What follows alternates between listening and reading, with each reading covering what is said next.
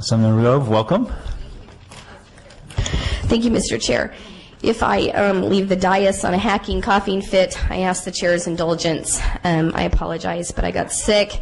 All of you guys said you had it last week. I'm sure one of you gave it to me. And just to lay blame a little bit. Unintentionally, I'm sure. Unintentionally. Okay. And we're waiting for one more witness, and she should be here shortly. She's arriving right now. Well, I apologize. If you can begin your testimony. Absolutely. Thank you, Mr. Chair and members of the committee. Getting a tattoo, or going to a tanning bed, or getting a body piercing, consuming alcohol, voting, joining the military, traveling outside of your school for a field trip, like one that comes to the state capitol, or sporting events, receiving Tylenol from a school principal or official, purchasing violent video games, or gambling in a casino, going to the dentist to get your teeth cleaned. Colleagues, these are just a few of the many activities in which minors in the state of California are not allowed to participate in, or at the very least, they're not allowed without parental involvement.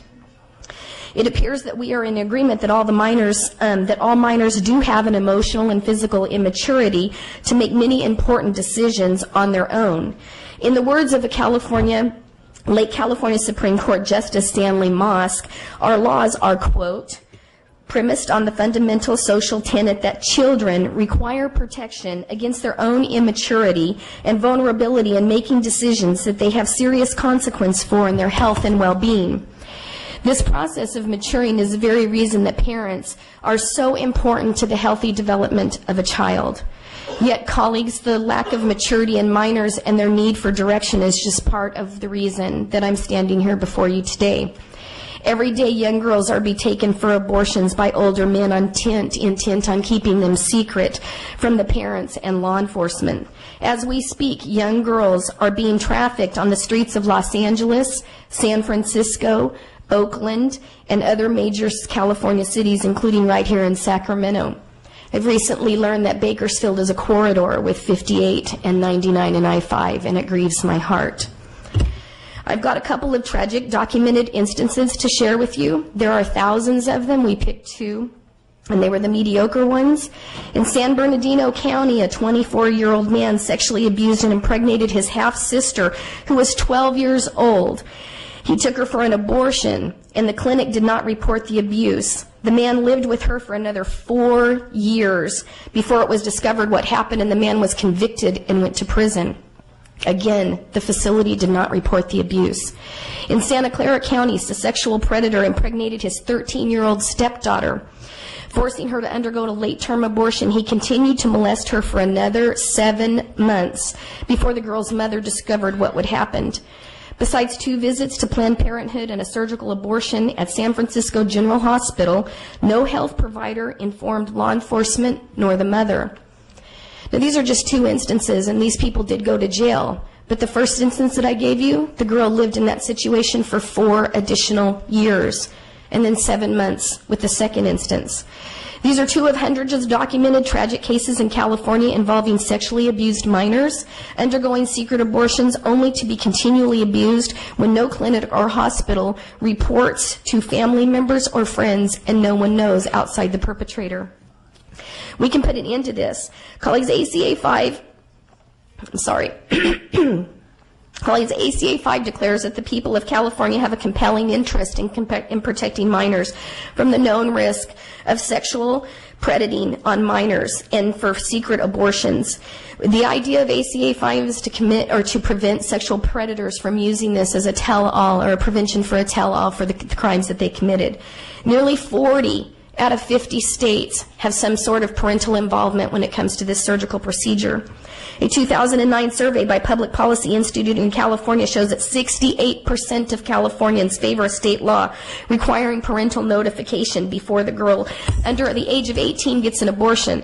Again, this is just notifying the parent, not requiring consent like it is to come to the Capitol on a tour. These cross-party lines and ethnicity supported and cross-ethnicity lines. It includes 81%, of Hispanic Americans, 70% of Asian Americans, 68% of African Americans, and almost 80% in the Sikh community. Peer-reviewed research on an impact of parental involvement laws has turned up very telling information. In a report by Dr. Michael New, a PhD, which all of you should have a copy of, Dr. New found that 16 peer-reviewed studies, every single one, had a correlation between parental involvement laws and a significant reduction in abortion rates among minors, averaging as high as 15 to 20%. Not only did these studies find a drop in the abortion rate among minors after parental involvement became law, but what dropped also was teen pregnancy rates, down 4 to 9%. One study found a significant drop in teen STD rates, perhaps as high as 20% in some studies. Another study found that 11 to 21% was a reduction rate in suicides for young girls at the ages of 15, 16, and 17 years old. Colleagues, it's our duty as legislators to protect the most vulnerable members of our society from those that would harm them. ACA 5 does just that. And I ask you to think for yourselves and look at the evidence in front of you. Do not reject this measure. The sex predators hope that you don't corral them into reporting the abortions that they take their victims to get. And there are a lot of parents out here that believe that parental involvement is a very significant issue for the state of California. Here as witnesses, I have Danielle Jones from the National Hispanic Christian Leadership Council. And then I also have Dr. Emmett here. He's just here for technical questions if you have medical technical questions, as well as I know that you're a doctor you are also a doctor, Dr. Penn. And then I have a young lady that's going to tell her story as a victim. So Karen. Okay, so two witnesses, testimony 3 minutes maximum. Thank you. Welcome. So I sat at the dinner table with a group of girls as a 12-year-old looked at me and said, what is it like to have a child, to give birth to a child? And I wasn't quite understanding where this came from, and as I looked into the eyes of these young girls, ages anywhere from 12 to 17, as they leaned in for my answer, I thought about the joy of birthing my own 4 daughters, 2 of which are teenagers today. And after the discussion and sitting there sharing a meal, the girl walks over to me and says, I never had the opportunity to give birth to my child. See, when I was pregnant, I was forced to have an abortion, and I didn't even understand that that meant that the baby was no longer inside of me. So this 12-year-old child, at this time when I knew her, was even younger when she had the abortion. She is a victim of sex trafficking. The reality is children need guidance, and the only guidance that sex trafficking victims are getting are from their perpetrators and from those that control them. I've had the honor and privilege of working with many victims, both minor as well as over 18, over the last 4 years. I've had the honor and privilege to see moms as young as 14 love their children, because the reality is sex trafficking victims value life because their life is not valued. And so as we do that, I've had the opportunity and privilege and the horror of holding children in my arms who couldn't even look me in the eye because of the shame, because of what has been done to them, and then the forcing of having abortions. And so the reality is they need an understanding. This initiative will provide guidance to them to give them an understanding of what is even happening. Next, it will give them control, because the reality is there is nothing that's in control over their lives. You see, they don't even have control to go to the bathroom or control to get a drink of water, because it is controlled completely by their perpetrator. And finally, they do not have a choice. They don't have a choice over their body. They don't have a choice over their circumstances. We need to protect children. We need to help them understand what it is that's happening. We need to provide them guidance. We need to provide them with some sort of adult in their life who can walk them through their journey. And finally, this is an opportunity. We're at the point of intersection where they are being taken in for an abortion that they may or may not choose to do, that we can actually identify sex trafficking victims and begin to bring this to a close. Thank you. Next witness. Hello, I'm not here to talk to you for or against abortion. I ask that whether you're pro-life or pro-choice, you don't judge me for what I did. I would like you to imagine the situation happening to your own daughter. When I was at 14 in 8th grade, I started dating a 19-year-old guy. He was already out of high school and I would have done anything for him. When I realized I was pregnant, he pressured me into having an abortion. He said I couldn't tell my parents because he would get in trouble or go to jail. He said it would ruin his plans for the Air Force and ruin his life. The morning of my abortion, he drove me to downtown Sacramento Planned Parenthood and just dropped me off. I entered the clinic alone and waited by myself at age 14. Sorry. Several girls were getting abortions that same morning. We were herded into a room and were to be told about the procedure. When I was on the table, tears never stopped flowing down my cheeks. I was awake throughout the procedure. It was painful and it was emotionally devastating. I felt the suction tube thrusting in and out, side to side, probing and scraping my uterus.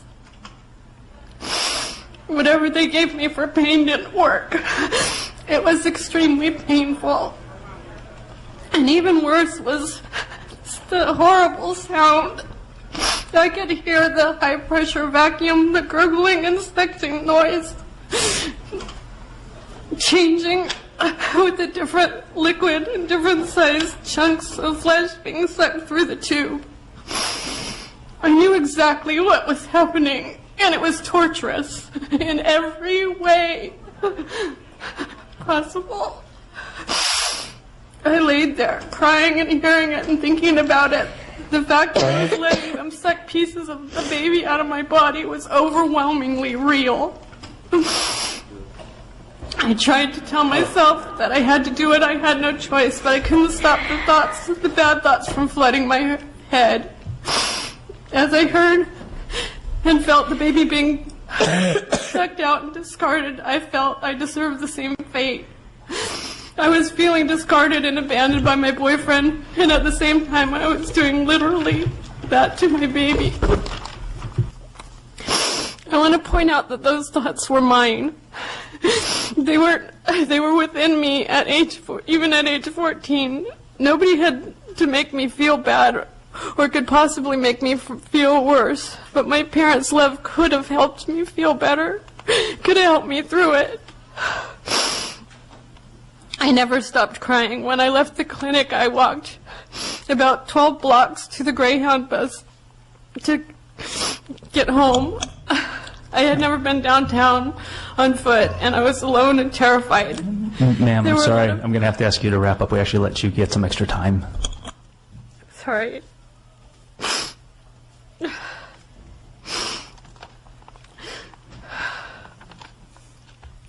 There was nobody to help me because it was my own dark secret. My parents were at a loss. They didn't know. Can you please wrap up, ma'am? Sorry. I'm sorry. Yes. I mean, out of courtesy. Well, out of courtesy, we already gave her extra time, so thank you. Basically, I'm just asking that you don't let somebody manipulate a little girl like me into having an abortion and let her go through that terrible, disgusting torture by herself and keep it as a dark secret and suffer. It's been 32 years.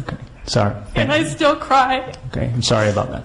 Thank you very much for your testimony. Thank you. Thank you. Other witnesses in support, a name, where you're from, organization, and position. Is it on? My name is Yolanda Canuck. I'm representing Concerned Women for America of California, and we support ACA 5. Hello, I'm Steve Patton. I'm here representing both Bishop Jaime Soto. I work for him at the Catholic Diocese of Sacramento in support of this bill, and also just representing my wife and me as father and mother of a 13-year-old and a 12-year-old daughter. Sorry. My name is Pat Del Marmo, and I live in Roseville, and I support this as a mother. My name is Reverend Olga Herman, and with JC Resource Center, and I, from Sacramento County, I support this bill. I'm also a family member of a large family, and for my granddaughters, for all of my family members. Thank you. And you have a duty to protect, to the people of California, to protect our most vulnerable young ones. Thank you. Thank you. My name is Terry Johnson. I'm from Bakersfield. I'm a concerned voter, mom and grandma, and we have the opportunity to do something really special today, because I can't imagine my little granddaughter being raped and not being able to tell her mom and dad. Thank you. I assume you're opposed. You're supporting, right? I am supporting. Okay, thank you. Yeah, I'm Pastor Max Van Dyke from Bakersfield, California, and at 46 years old, I lost my mother and my father, and it was only then that I realized the value of having the opportunity to go to a parent. I didn't think they were that smart when I was a teenager. I apologize. The rules are your name, your position, and your position on the organization and position on the bill. So. Okay. Yeah, I just didn't think that they were that smart as a teenager, but I realized that value as I got older. Thank you. So. Tony Kim with Renaissance International. I'm a father of 3, husband, and as a 38-year-old man who still takes advice from his mom and dad for every major decision I make from this day, I think any adolescent with a parent... Your position on the... Thank you. I support this bill. Thank you. I'm Reverend Mike Evans with Wholeness Ministries, founder and director of that, very much in support of this bill. Thank you. I'm Pastor Larry Black from Dominion Worship Center in Bakersfield, California, and we support this bill. I'm Karen Maxwell. I'm a high school teacher, and I'm also a pastor, and I'm a mother of a daughter, and I support this bill. Janelle Trevathan, representing the 4,000 members of the Coalition for Women and Children in support of this bill. Elaine Testa, anyone who votes against it or for it and is against it is accessory to child abuse, child endangerment. Let me just express your position on this bill. Thank you. John Testa, representing Holy Family Parish, Knights of Columbus, and please don't do evil. Vote yes on AB 5. Hi, Trish Spidler with the California Catholic Conference. We support this bill. I'm Joan Donahue, mother of 4, grandmother of 9, and I ask that you protect my grandchildren. I am in support of this bill. Carol Schoner, I support on behalf of California's mothers and fathers who want to love and support their young pregnant daughters. Please let them. Sally Perez Fong, I support this ACA 5, and I represent St. Peter and Paul Parish in Rockland. Thank you. My name is Vanessa Michelle, and I'm a fertility care practitioner of the Shrine Guadalupe Our Lady of Guadalupe, sorry. And I really support this bill. I just want you to appreciate your life and appreciate other lives. Thank you. Lorena Albarran, I am General Manager of Radio, Catholic Radio, Radio Santísimo Sacramento. We support this bill, ACA 5. My name is Celiana Muedas Plimpton. I work at the Spanish radio, Catholic radio, Radio Santísimo Sacramento. As a mother of 2, I support the bill. I support life.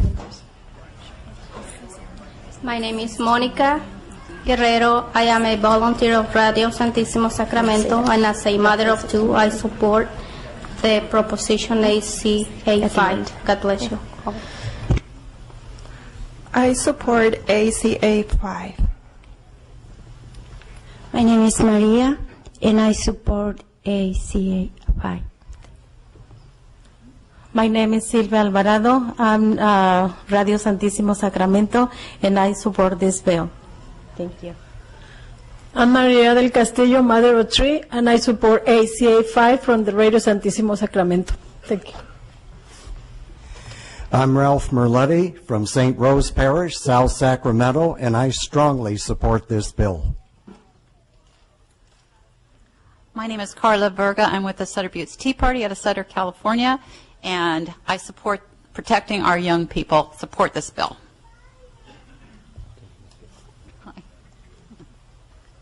I'm Larry Verga. I'm co-founder of the Sutter Buttes Tea Party. School children require parental consent to visit this building, but not to have an abortion. Excuse me, just name and organization and your position. And I strongly support this bill. Thank you. I am Amelina Mendoza. I am a concerned mother. I have 4 daughters, and I support this bill, and I ask you to please do as well. Thank you. My name is Maria Uribe, and I have 10 and 14 years all girls, and I support AC5. Thank you. Melissa Sanders, representing the St. Catherine Drexel Parish in Amador County, in support. Danielle Cullum with Capital Resource Institute, and we support ACA 5. Thank you. I'm Susan Money, a mom of a 34-year-old daughter and a future granddaughter, and I beg you to please support this bill. My name is Beth Tadji. I'm an RN, and I'm representing the California Nurses for Ethical Standards and the National Nurses Levels for Pro-Life Nurses, and I support this bill. I'm Christine Guzman from Fair Oaks. I'm a mother and a grandmother, and I support this bill. I'm Christine Beckley from Sacramento, California. I'm on behalf of myself, my 2 daughters, California Democrats for Life and Democrats for Life of America. I support this bill. My name is Yvonne King, mother of 8, grandmother of 25. I definitely support this bill. My name is Patrick Lee, priest of the Roman Catholic Diocese of Sacramento, and in the interest of the physical and mental well-being of young women, I think this bill is essential, and I urge you to support it. My name is Cecilia Jimenez. I support this bill for all the children in the whole world, especially suffering. Leslie Lowe Fairchild, I support this bill, and if there was such a bill in the past, I would have had a larger family by now. Thank you. Patricia Feldman. I'm a retired registered nurse, grandmother of 5 living grandchildren. My first grandchild was taken from us by abortion, of which I had no knowledge. I ask you to please vote yes. Hello, my name is Georgia Pappas. I'm a co-pastor of Oasis Christian Ministries, and I support this bill on behalf of my 4 grandchildren. Thank you. My name is Joel Pappas, pastor of the Oasis Church, and I absolutely support this legislation, this bill. My name is Veronica Shanine. I mentor junior high and high school girls at the Fair Oaks Community Church, New Life Community Church in Fair Oaks, and I support this bill. Luann Merriam, resident of the city of Sacramento, with the unfortunate proximity to Planned Parenthood on 29th Street. I was a child once, and I'm glad for my mom's decision. Please support this bill. I do. My name is Paul Merriam, and I have no children, but I strongly support you folks in your vote to send this all the way through to law. Thank you, and God bless you. Thank you. My name is Jennifer Rigo. I'm a concerned California voter, and I beg you to support this bill. I'm Karen Klinger, Sacramento resident, and I would have had a grandchild if there was a law that would have protected our children against Planned Parenthood. They have the rights, the parents don't. Ma'am. Thank you. Thank you. The truth needs to be told. Thank you. I'm Michael Rivers. I'm nobody, just a child of God, a citizen, and I support the bill. Thank you. My name is Shatanis, and I support this bill. Sherry Bernard, National Day of Prayer, mother and grandmother, and we definitely support this bill for her. My name is Paulina Gaitan, and as a rape victim, I do support this bill. I'm Carla Montalvo. I'm a mother of 3, and I support this bill. I'm Dr. Ricardo Gaitan, and I support this bill. Rita Price, mother of 2, grandmother of 9, representing Aglow International, Oasis Christian Ministries, and my family strongly support this bill. Pastor Grace Fellaini, Mariposa Revival Center, Mariposa, California, and our church supports this bill. Thank you, Shannon. I'm Henry Fellaini, pastor of Mariposa Revival Center, and also represent thousands of people in California, and I unconditionally support this bill. Marielle Bowman, director of Pray California and Cry for Life team, and I support ACA 5. Christina Glowetz, I support this bill for Rockland Lifehouse Church and Aglow. Thank you. My name is Rick Young, and I'm a Sacramento resident. My sister aborted 2 children, and I support this bill. Hi, I'm Jessica Sills, president of Students for Life at Sac State, and I'm in support of this bill. Thank you. I am Maria Martinez. I'm a pastor. I am a worker at one of the schools in Sacramento. As a mother and a grandmother, I support this bill. I was a worker in one of the clinics. Pastor Chris Martinez, in Solo Una Voz, in One Voice, an organization here in Sacramento. I support this bill. Barry Barnes, father of 7 children and representative of St. Joseph's Parish in North Sacramento. I definitely support this bill. Thank you. Hi, my name is Nelly, and as a mother, I support this bill. Hi, I'm Brian Johnston of the California Pro-Life Council, and I want to thank you for recording your vote on this bill. We support it. Thank you. Lars Knudsen, Foundation of Yahweh, support this bill, and it's time for us to wake up. Hi, I'm Diana Dow. I'm a mother of 2 young girls, and I ask that you would, dear representatives, to support this bill to protect our children. Thank you. Thank you. I am Sarvan Sentillo from Yuba City, California. I strongly support this bill. Thank you. Thank you.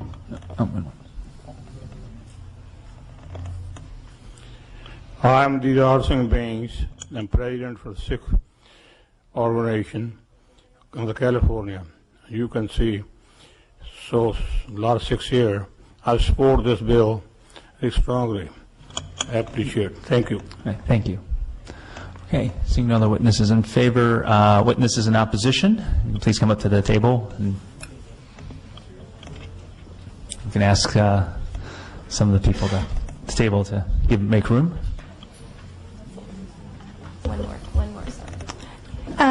Again, I'm Danielle Jones, the chairperson of the National Human Trafficking Initiative for the National Hispanic Christian Leadership Conference, comprised of 44,000 churches across America, 16 million evangelical Christians. We do support this bill. Okay, thank you. Yes. All right, witnesses. My name is Alvin Romberg. I'm with Californians for Parental Rights. Right. That are involved with the initiatives on this issue. We strongly support this bill, and it's common sense. It's irrational to vote against it, and evil. Thank you. All right. Now, any other witnesses in support? Seeing no other witnesses in opposition. Thank you. Good afternoon, Chair and members. Brianna Pittman with Planned Parenthood Affiliates of California, here in opposition. Parental notification initiatives similar to this bill have been rejected because the voters realize that mandatory notification laws do not in fact protect teens. What they do is they put up barriers to care. Mandatory notification may sound like a really good idea, but it doesn't work in the real world, and its mandatory notification can actually put teens in danger. Statistics show that the majority of teens already do talk with their parents and involve them in their decision to end a pregnancy, including over 90% of young teens. And the ones who don't usually have very good reasons, whether that's fear of physical harm, abuse, or a difficult family situation. And there's no evidence that shows that government mandates increase the frequency or the quality of communication between adolescents and their families. And when teens are concerned about confidentiality, what they often do is they delay or they avoid accessing healthcare services, which can put them at risk for serious health complications. In fact, in states where these types of laws have been implemented, what they've seen is that teens, vulnerable teens, will go out of state to seek care, or they will resort to back alley alternatives. And the proponents have said that this measure is about stopping predators and human trafficking. In fact, California already has strong laws on the books that make sex abuse and human trafficking a crime and require that it be reported.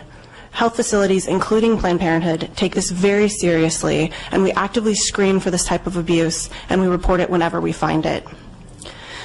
A law like ACA 5 will not stop abuse, but what it will do is put barriers between scared and vulnerable teens and the health care that they need. California has been phenomenally successful at reducing the teen pregnancy rate. In fact, it's dropped drastically, over 50% since the early 90s. And we haven't done this by requiring that doctors or health providers contact parents whenever their teens access health services. We've done it by increasing access to preventive care, including birth control, by eliminating and reducing inaccurate, abstinence-only based sex education from our schools, and by funding community and school-based programs that do teen pregnancy prevention. And if we're really concerned about protecting teens, we should bolster these programs and continue providing them access to care, education, and information. The state can't mandate good family communication, but what it should do is ensure that every teen, including those who can't or won't talk with their parents, can access safe and comprehensive health care. I urge your no vote on ACA 5. Thank you. Next witness. Good afternoon, Chair and members. Catherine Williams on behalf of the ACLU of California. I won't repeat what Ms. Pittman has said, but we'd like to echo those comments. We're also in strong opposition to ACA 5. ACA 5 would put an initiative on the ballot that is almost identical to 3 prior initiatives that have all been defeated by California voters within the past 9 years. Meanwhile, proponents have continued to submit ballot initiatives but have been unable to collect necessary signatures. It's not clear to us that this is something that the people of California want. Prop 4, the most recent initiative, was defeated in 2008, and it only differs from ACA 5 in a few ways. For example, the abuse exemption in ACA 5 is an illusory alternative. It would require teens to essentially turn her parents into the police to obtain medical care. This is the potential of placing teens in an even more dangerous situation and further eliminates meaningful privacy and liberty for teens. Additionally, ACA 5 places practically unlimited liability on medical professionals. The amendment includes an extended statute of limitations for medical liability, which is inconsistent with all other medical procedures. We worry that this provision amounts to a scare tactic meant to further limit access to essential medical services. And for these reasons, we strongly oppose ACA 5 and urge your no vote. Thank you. Additional witnesses in opposition, name, organization, and position only, please. Shannon Smith Crowley, representing the American Congress of Obstetricians and Gynecologists for California, and we oppose this measure and ask for your no vote. Patricia Belisama, California National Organization for Women. We strongly oppose this bill and urge your no. Kathy Mossberg, representing the California Family Health Council, strongly urge your no vote, and we oppose this bill. Mr. Chair, Member Stephanie Roberson, on behalf of the California Nurses Association, also in opposition. Thank you. Erica Root from Sacramento, California, here in opposition. Mary McCune from Sacramento, California, in opposition. Doug Kim, Primary Care Association. I apologize to the author and the committee. We missed your Wednesday deadline for our letters, but we respectfully oppose. Carol Moon Goldberg with the League of Women Voters of California, in opposition to this bill. Thank you. Beth Parker, mother and also Planned Parenthood affiliates of California. We oppose. Raquel Simentel, representing Planned Parenthood Marmonte, in opposition of this bill. Thank you. Deborah Rotenberg from Sacramento, mother of 2, and I urge you to oppose. Lydia Bourne, representing the American Academy of Pediatrics, in opposition. Alicia Sanchez with the California Medical Association, in opposition. Jody Hicks with the California Academy of Family Physicians. I'll take the opportunity to speak as an individual as well. I'm a mother of 2 daughters, 1 a teenager, in opposition. Please vote no. Zora Whitaker, private citizen, Gold River, California, in opposition to the bill. Thank you. And Angela Blanchard on behalf of NARAL Pro-Choice California, here in opposition. Thank you. Questions from committee members? Yes, Mr. Mazur. Thank you, Ms. Grove, for bringing this forward. Thank you also to all of the speakers who spoke up in support of this today, especially the one speaker that gave very moving testimony. I'm very grateful for your courage in speaking up and telling the truth today. Ms. Grove, you briefly mentioned that I think earlier 39 states already require parental involvement, and they have not experienced any problems that have been cited. Can you elaborate on that? 40 out of 50 states already have a parental notification bill or some type of parental involvement. And to our knowledge and research that we did, we could not find any problems with the bill itself. Thank you very much. Other questions? Mr. Loke.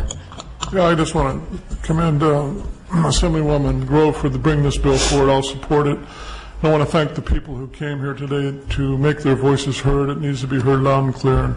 So I urge my colleagues to support your bill. Thank you. Any other questions or comments?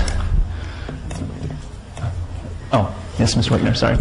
Thank you, Mr. Chair. If I may, I just want to elaborate a little bit on what Ms. Grove just said a minute ago.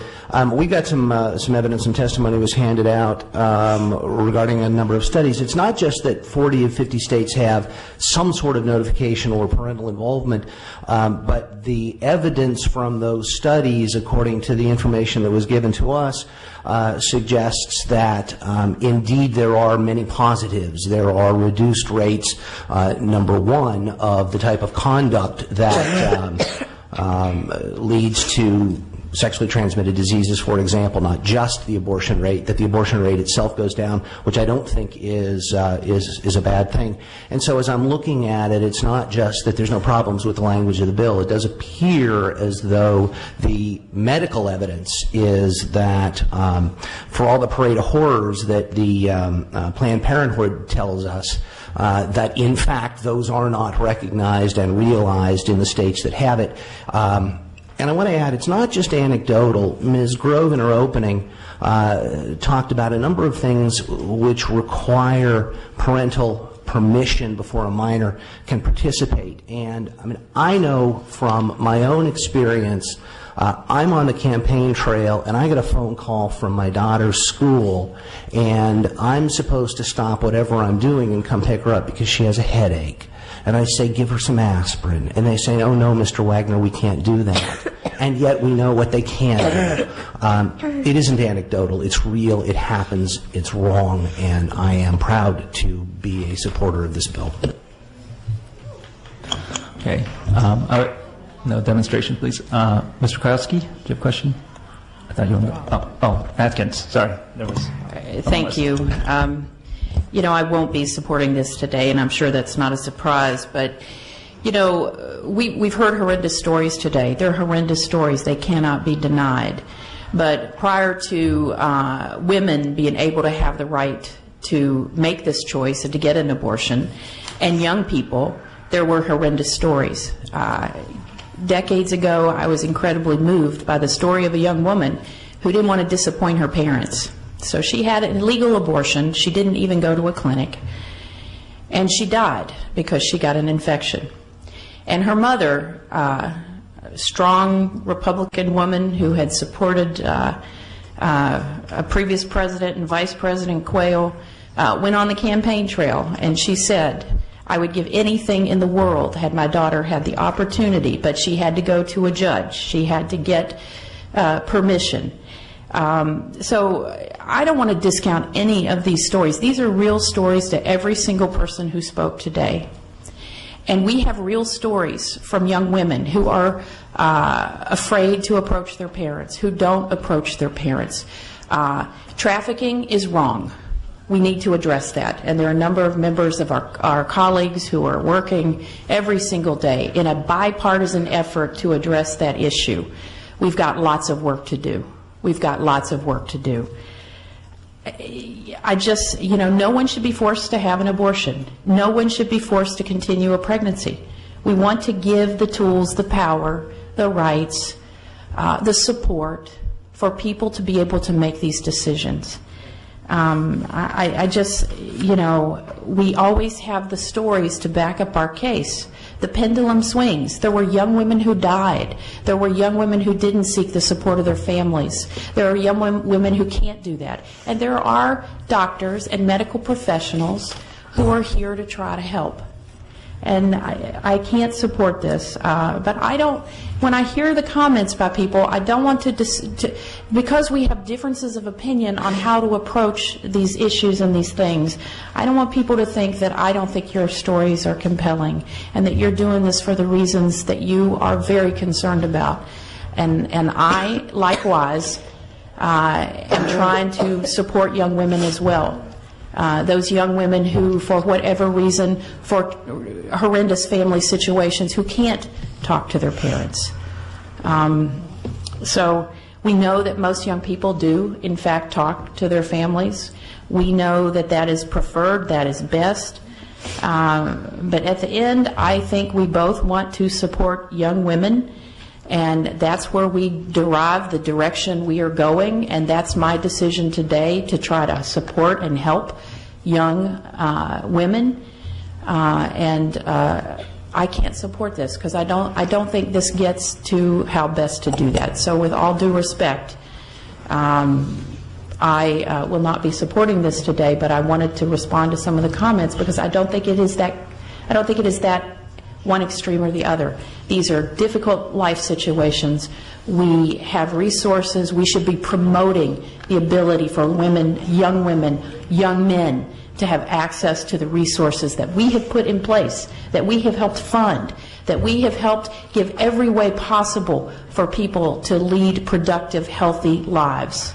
And so I won't be supporting this today, but I certainly respect the vein in which you brought this forward. Thank you. Mr. Wagner, briefly, I know you spoke already. I do, and I appreciate the indulgence because something that was just said in that comment cued a question in my mind. Ms. Grove, is this a parental consent bill or merely a parental notification bill? It is not a parental consent bill. It is merely a notification. It just notifies the parent. That's why I made the statement in my opening statement that you have to sign a document for your child to visit the state capitol during school hours. They are not allowed to leave the school and come visit this state capitol without parental authorization or consent. This bill merely does a notification. Thank you. Mr. Chavez, did you have your hand? Yes, I would like to. This is obviously a very emotional issue, and I'm not going to speak to the issue of abortion because I think all of us have our positions on that. But I would like to approach it from the position of parental notification. I think one of the central issues we have in the state right now is the role the family is conducting. When you look at and I've talked to many of you who have children right now who are thinking of going to college. You as parents are involved in that discussion on the value of a state school or an Ivy League school and the pros and cons and discussions. Earlier in the committee I was in the higher ed, there was a discussion about the debt that a child can incur on going to college, which we as parents are involved in that discussion about how much debt should you take, what are the role that you have there. We just recently passed across the land a Affordable Care Act where parents can have their children on the health care program to the 26. So parents are involved sometimes with children, sometimes they're not. As a father of 3, as a single parent for a while, as a grandfather of 5, I can tell you I'm actively involved in the discussion for all my family on what they're doing for education and health and their futures. So I think that when I pull the A word out of it and I just think about the role that a parent has with a child, that is like central to our whole society. When you travel around the world, you'll find out it doesn't matter where you go in Asia, Europe, Americas, the Pacific Islanders, you will find a commonality, and that is a relationship of a family. You know, 47% of our children in California are being raised with single-parent homes. That's really harsh. That's why I'm a big supporter of early child care, because children need to be protected and safe, and I want to do that. So I will be supporting this bill because I think more than the A word, the bigger issue in our society is the role of the family and being a parent. And what really bothers me when I hear sometimes about, single mothers, where's the deadbeat dad? Where's that knucklehead? Why is he does not take any ownership to this? And not just in the fact of writing a check, but actually showing a young child, picking them up after school and throwing a baseball. We need to discuss this on the role of the parent. And for that reason, I'll be supporting this bill. Mr. Gomez? I'm going to be opposing this bill. I know there's a debate between notification and consent.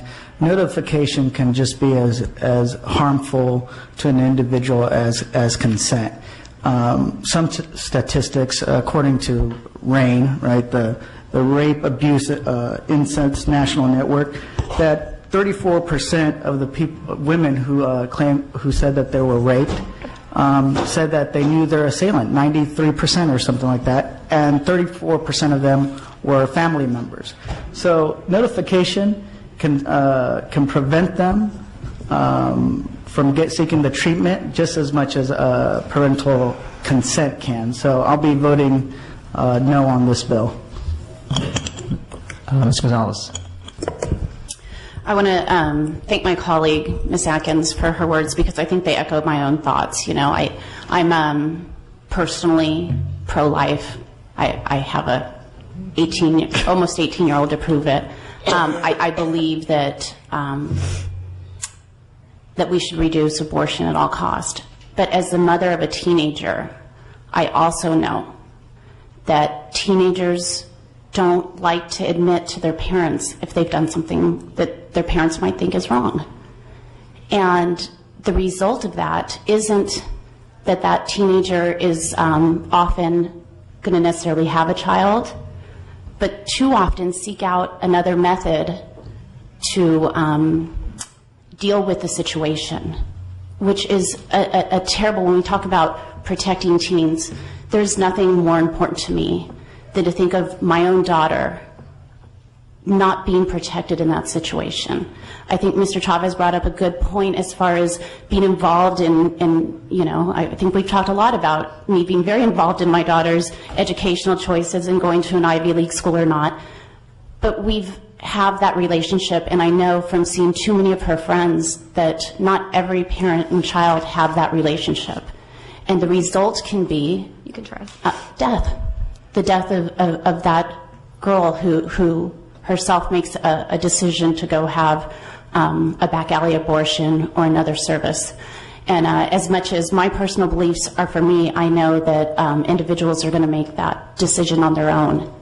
And as a result, I'd rather a young woman be able to go freely and make a decision with her doctor, her God, herself, and not have to feel, if it's inappropriate, the need to, unfortunately, talk to her parents about such a personal decision, because we just know that there are just far too many who aren't able to do that. So I'm going to have to vote no on this. I appreciate your comments, Ms. Gonzalez, and I appreciate that you echoed Ms. Atkins' comments, but maybe I didn't convey in my remarks or convey in the testimony. This is not the child that is going to notify the parents. It's a doctor or clinic that will notify the parents. It will not be the child.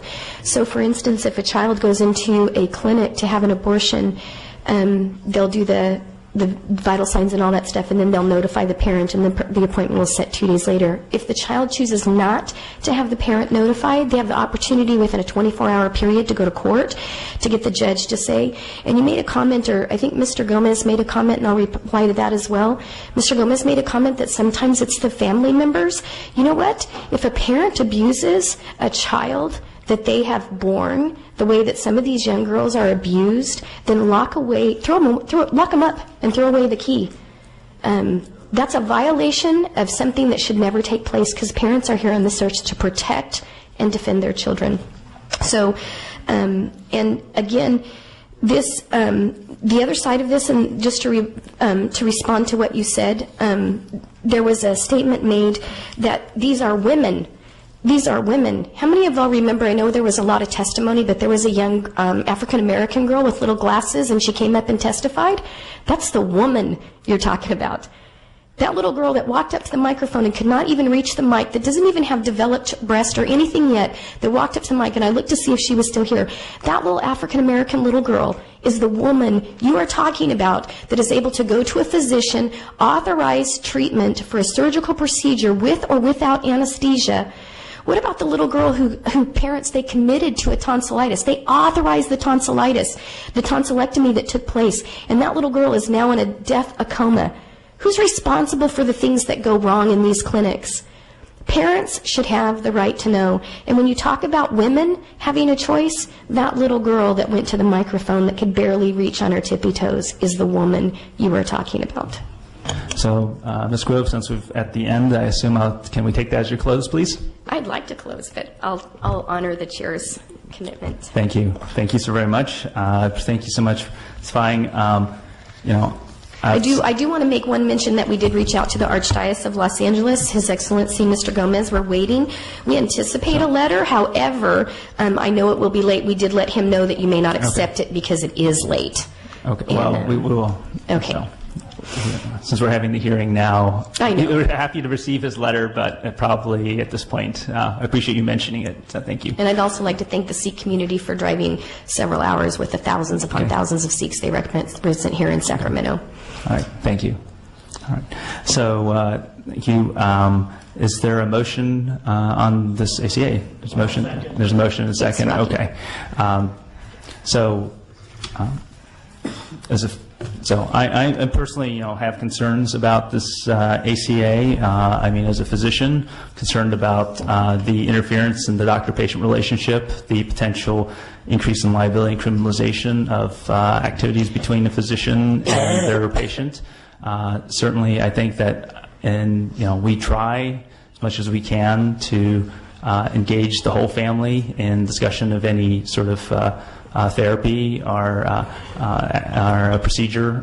Sometimes that's not always possible because of the family circumstances, I think it was mentioned.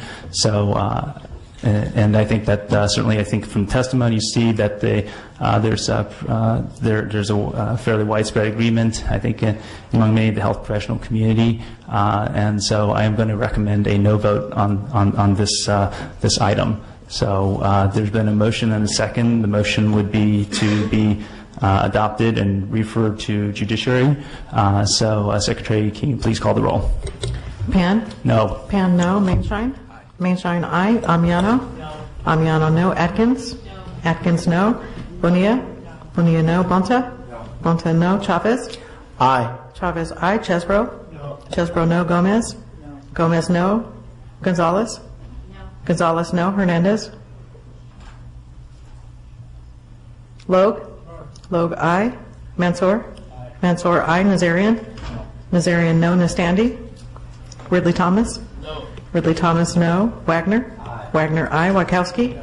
Wachowski, no. Perez? No. Perez, no.